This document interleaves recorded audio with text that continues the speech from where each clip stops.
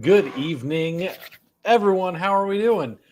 I am here in very, very, very hot and muggy Florida, Central Florida, actually. Um, yeah, out here profiling four machines. Yeah, I think I'm doing four machines: a six head, an eight head, which I'll tell you more about that in a bit, and then two six head with fluorescence. So pretty stoked to do that. I'll be running those tomorrow, obviously with Neo Stampa. The other two machines, the two CMYK, I did with Digital Factory today. And y'all, I got some pretty good results, even though they were totally different machines. I actually pressed a couple of them on some paper because paper's way more easy to manage. Now, don't mind this one. The alignment was a little off on it because it's an 8 head, and oh my gosh, it takes forever to align those suckers. But these are off of, this is the 8 head. Yeah, six head. Actually used a new Nix that I received. I'm very excited about it. A friend of mine, call him a friend, business partner. I guess I could talk about them because Colorcasters posted about me on LinkedIn. But this Nix Spectro L, so it's like it's a heavy Nix. It's not the little puny Nix that everybody else. The Nix, it's not the little Nix Mini. It's the Spectro L. So it's a hefty little boy. This combined with a an app that Colorcasters developed, I can actually use that to scan the data in these charts.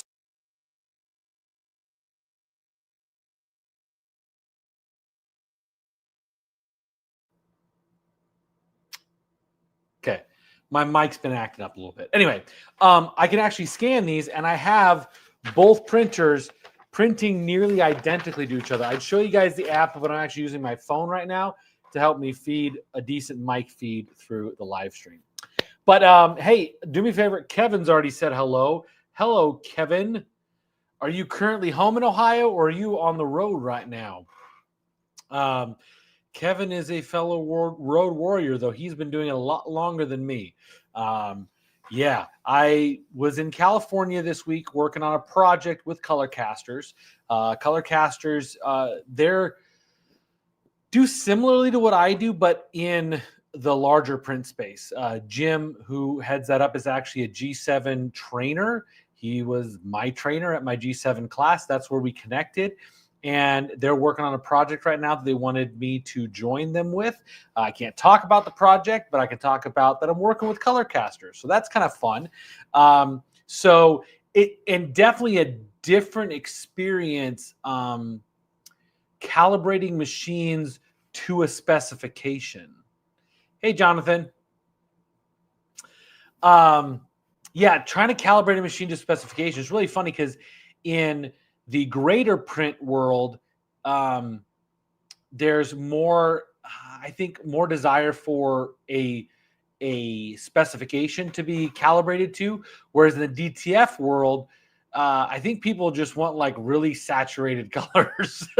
um, and so a new learning curve is learning how to calibrate DTF to a specification, not just that it looks good, because obviously we want it to look good, but if we can calibrate to a specification, that's really important. So I worked on a machine with uh, Shelby and Jim from Colorcasters, and then I worked on a couple on my own. And honestly, I struggled with a couple of them, getting them to hit this specification. So definitely a bit of a learning curve for me, for sure, and a bit of a learning curve for Jim and Shelby because running DTF machines is something that I am very familiar with. So yeah, so it's a lot of fun working with them. But anyway, their little app is free if you buy the Nix. So if you guys are interested in some of those resources, let me know. Also, they hooked your boy up on some new X-Rite equipment. So I am getting a new scanner and the i1 IO tape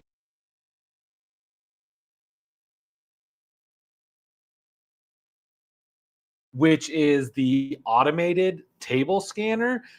With the volume of scans I'm doing, I just feel like I'd have way more time to really tweak and do some other things. So I am getting one of those, and the crew over at Colorcasters has helped me out with that, hooked me up with that. So if you guys are in the market for an X-Rite or anything like that, let me know and I will get you in contact with the crew over at Colorcasters. They've already helped one person out, customer from a couple weeks ago. They're getting an X-Rite from Colorcasters and got a pretty good deal on it too. So definitely reach out to me and I will pass you on to the crew at Colorcasters. They can get you set up with that. Let's see. Kevin is at home today. That's lovely. Is it warm there? Because I feel like most of the country is quite warm right now. Fix the issue with the Miro 36. The issue was the powder shaker was a little too high relative to the oven. Oh, because they got two separate pieces.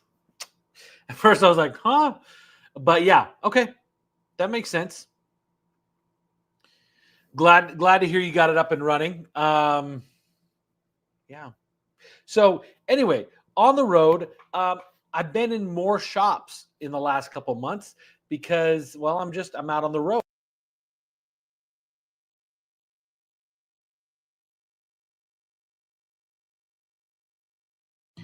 All right, I'm just switching over to the mic that's built into the camera. Probably not as good of audio. I apologize for that, but I'd rather have that than it keep cutting out. So on the road, seeing lots of things. I've seen some shops that are just immaculately clean. I've seen some shops that I'm surprised there aren't creatures living near the machine or in the machine.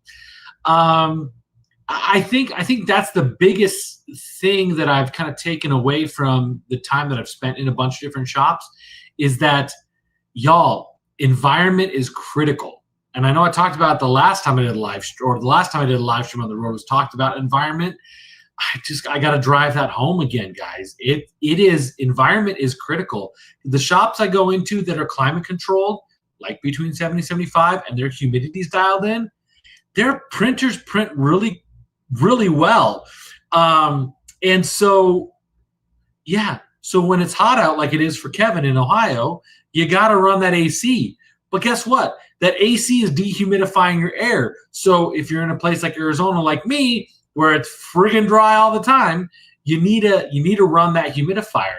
And I always said it was important before, but I think I'm walking away from these shops going, oh my gosh, this is critical. It is absolutely critical. Like I said, the shops where the environment's good, I'm going in there and I'm kind of just doing a couple physical or like electronic alignment tweaks and running my profiling because it's running and it's running well.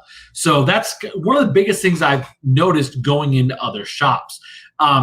Another thing that I've learned recently, so a big problem with DTF is the white ink separation, right? Everybody deals with it. There are companies that have like little rollers you can sit the bottles on and they just sit there and like roll like this, which is all well and good. But a lot of what happens, a lot of the issues come from storing the bottles vertically long term because they will separate out. And when you go to grab that fresh bottle, you got to shake it up a lot. And if you and you can put it on the roller, but a lot of times all that sediment that's set down there doesn't quite get fully agitated out. So y'all can tell me if I'm crazy or not, or if they're crazy or not. I'm going to show you what I saw in 2 shops in the last week. Here it comes. Yeah. The little exercise vibrating plates, y'all. People are having them sitting literally on the shelf or on the floor by where they store their ink, and they're just putting their box of white ink on that and just letting it shake. And it really just kind of rocks back and forth. You can adjust the speed. My wife's calling me. I hope it's not important. She'll call me twice if it's important. She may not know I'm live streaming right now. Should I put her on phone? No, I'm just kidding. I'm not going to do that to her. But yeah, so this is like a viable solution because it keeps the ink agitated, keeps the pigment suspended in the rest of the liquid. That for $50, and it just says it goes whoa, whoa, whoa, whoa, whoa, whoa, in the corner. It's no louder than your dryer shaker is, but then you can just put a whole box of your ink on that, and it just keeps it agitated, keeps it from settling, and that's kind of awesome. I still think we need to find some better ways to agitate our white ink. Obviously, if you're running cartridges, you just grab them and shake them and call them a day. But I think that I think we got to find some better solutions than just that white ink stir motor. And I've actually had two people, two shops that I've been to that are running. One is running the Orca 2-head, and somebody else is running an Enjoy Print 6-head, and both of those had the white ink stir motor go out. So I think we got to figure some better solution out for those white ink stirrers to keep that white ink agitated in the case itself. It's funny because M&R, or I think it was M&R when they first came out with their Quattro, they had one that like rocked the white ink back and forth like that.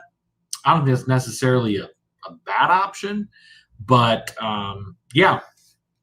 So if you guys do have questions, please let me know. I'm just going to chat a little bit more about kind of some stuff I've come across on these in these shops. Let me make sure everything's working right. I just lost a bunch of data. Hold on one second. Let's see.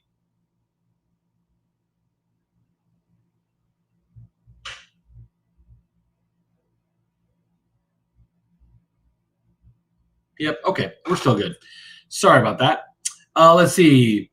Jonathan's yes has AC on when printing as well. Yep. Definitely got to make sure, and especially like I said, AZ, you got to run it like all of the time. But yeah. So real quick, word from our sponsor. Y'all know that DTF Station is partnering with us. So FYI, if you have been wondering about that little mug that I've been having in the background of all my videos back in the studio, Estevan over at All American Print Supply, they released it as a YouTube short. It's pretty fun, if I do say so myself. But yeah, huge shout out to DTF Station. Again, going to different shops, I'm seeing other machines, and I'm seeing still a lot of those pain points with stuff that's coming from China. And I'm getting more and more people are asking me to come out and help install or set up stuff they're buying direct from China. And when there's a major issue, people are staying up till, especially on the East Coast, 8, like 10, 11, 12 at night, working with China, trying to get support on their equipment. Whereas DTF Station offers US-based support, which is huge. I know that some people are not really accustomed to the Discord. They use Discord for their support. I'm going to do a video one of these days on kind of showing how that works.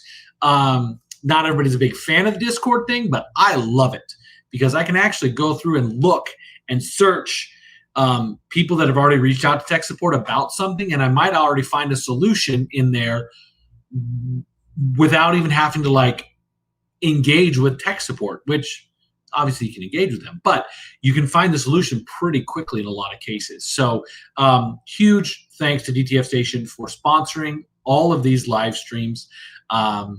They help make it possible for me to do this kind of stuff, because without their support, I really would have to be very careful about my time I spend making YouTube videos, because, you know, your boy's not quite monetized yet.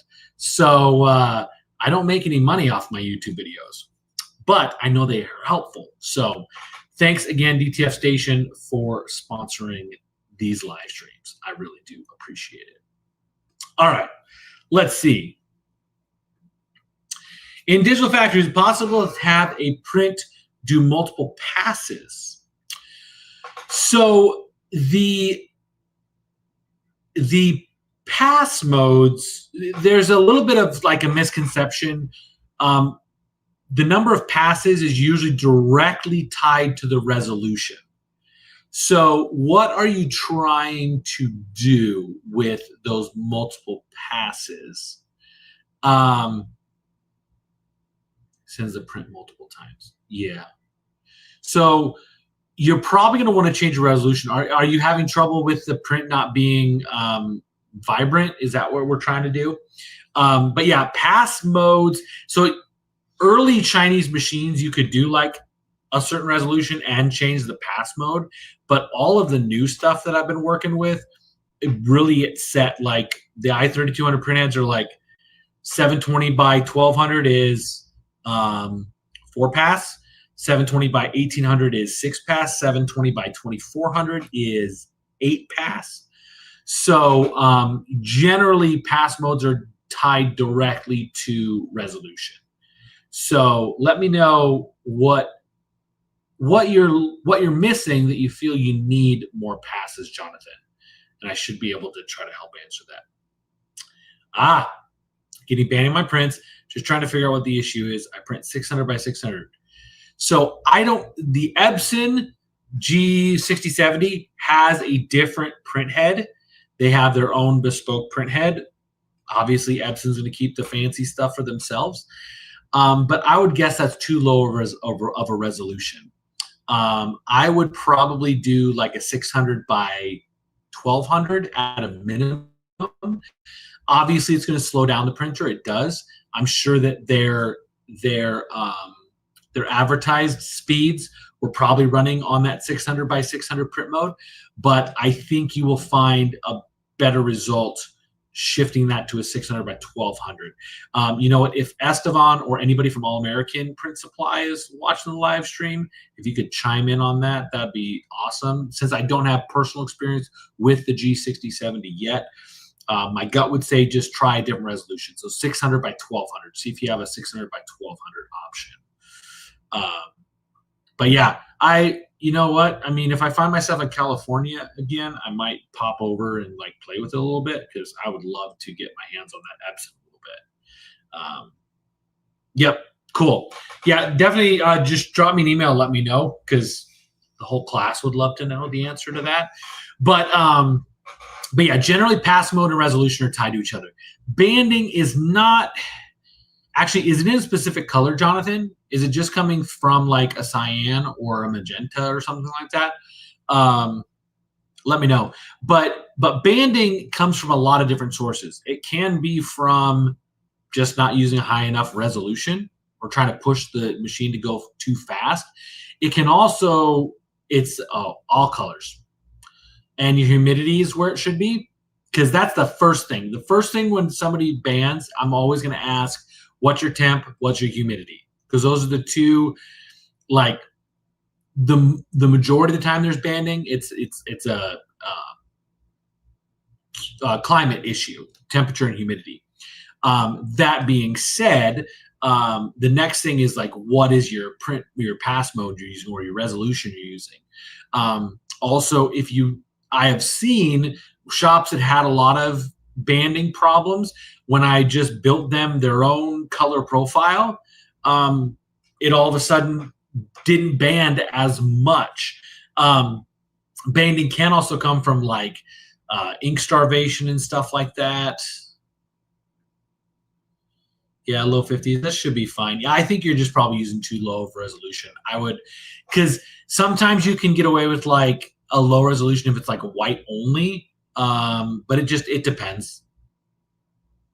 Yep, I know you just recently started. We're all learning together here. I mean, that's the whole point of this channel, is to teach and for people to learn stuff. Like obviously, I will sell some things personally here and there because I gotta pay for this somehow. But yeah, no, the whole point of this is to learn. The whole point of this is to educate and to figure out the things we don't know. That's what I'm always trying to do. I'm trying to find out what don't I know that I don't know. That's what I need to find out. So yeah, we're all about learning here. So yeah, I would try different print resolutions. So maybe 600 by 1200 if they're going in 600 increments, or whatever. Just see what your options are. So yeah, let's see, what else do I got? Jonathan, I appreciate you being on all of my live streams. I think you've maybe missed one of them. So I appreciate you being on all of them. And I also appreciate like everybody. There's a lot of people that watch these live streams after the fact and comment from all over the place. I literally just today, somebody purchased the white underbase test images from my website from Germany. So, and somebody commented on my video the other day, had watched it from France. So I really love the fact that we're kind of like seriously global, and everybody just wants to learn how to do DTF better. So, and I'm in the same boat, right? Like I'm definitely, I've reached a certain level of expertise when it comes to color profiling and ICCs, but I still learn little nuances, little tweaks, little things here and there. And working with Jim and Shelby from Colorcasters, learning from them, I'm like, okay, what are you seeing? And then they're like, well, what have you seen on your stuff? I'm like, well, sometimes we got to push DTF a little bit heavier on ink to get a good result. So there's a lot of this playing back and forth. And honestly, like next week, so I get home from this trip on Thursday, and I have purposefully scheduled a week at home because I'm getting a little. I was home for 17 hours between California and this trip, so spending a week at home. But now that I have like a different like mindset for some color profiling stuff, I'm gonna play with my printer at home. I'm gonna see if I can get it into a certain specification and what it takes for me to get my printer into a certain color specification. Specifically, trying to align with a Grackle 2013 or CRPC 6 if you're a color nerd. If you're not a color nerd, don't worry about it. But that's the specification I'm trying to get my printer to print into. So, yep, and you guys got a big learning curve, that's for sure. So yeah, so if you guys don't have any more questions, I'm going to wrap up the live stream a little bit on the shorter side, about 30 minutes today, give or take a little bit. If anybody does have questions, feel free to pop on. I will be back home next Monday. This week, I do not have a video for the hierarchy of softness coming out this week because I just too many days in a row on the road. But know that when I'm home for a week and some change, I will get a bunch of videos batched. So we still have, I think, let's see, we just did adhesive powder. That was the most recent of the hierarchy of softness video series. The next one is second press material. So if you follow me for any length of time, you know I love that T-seal and I love me some sandpaper. But we're going to try a couple other ones too. If you guys have any suggestions, let me know. But we're gonna talk about a few different ones in that video. It's not really a test video. It's more of just like, hey, here's second pressing and why you need to do it.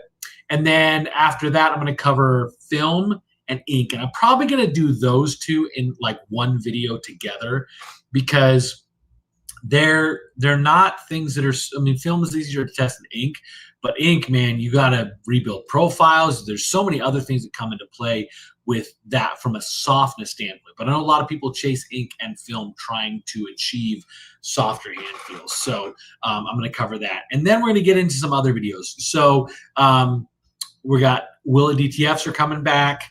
And what else do we got on the docket?